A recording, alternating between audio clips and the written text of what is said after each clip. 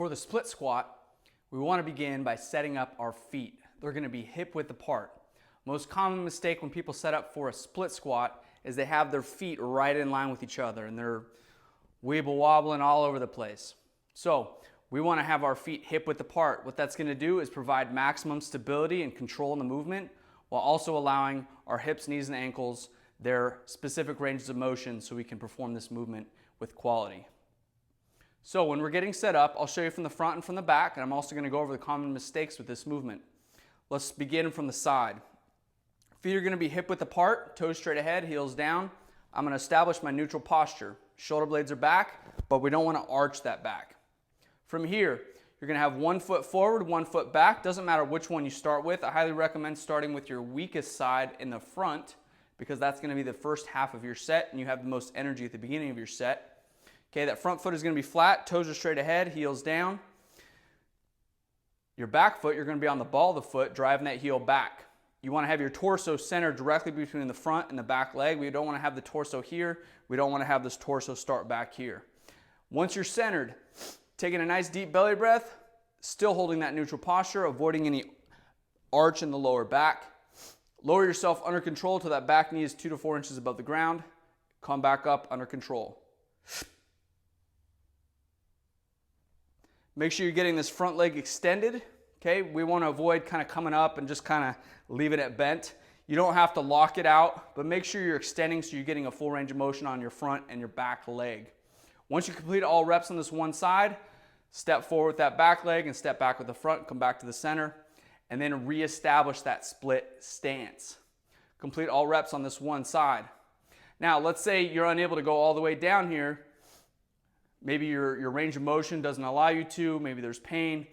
You can also build up to this movement by lowering yourself maybe a halfway, a third of the way, whatever it is. You can also use something if you have a stable post at your gym or at your home. You can hold on to something, lower yourself under control. This is going to be the first step towards your reverse lunge, your walking lunge, your single leg squat, rear foot elevated squat, and all those fun split variations.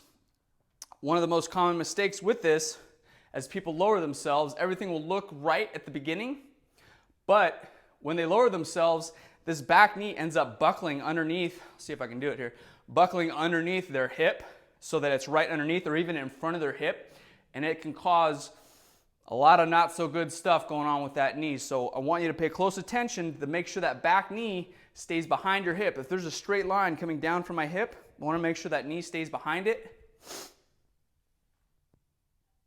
And I'm in control. From the front, again, feet are going to be hip width apart, toes straight ahead, heels are down.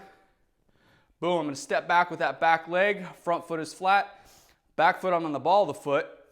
I'm going to center my torso in between both, shoulder blades back, lower myself under control till that back knee is 2 to 4 inches above the ground, come back up. From this front position, it's a good time to talk about knees. Okay, your knee should either stay in line with your ankle. It can even go outside of the ankle a little bit, but we want to avoid letting it come in. That's a no-go. If your knee is pushing in, it could be a number of things. I don't want to diagnose it for you, but it could be just one, lack of control and just getting used to the movement, motor control. 2, you could have some tightness on the inside of the leg here that's pulling you in. You could have tightness on your hip that's rotating that knee in or that your femur, your upper leg inward. Could be a number of things. But just know that that's something we want to avoid. Also, back leg.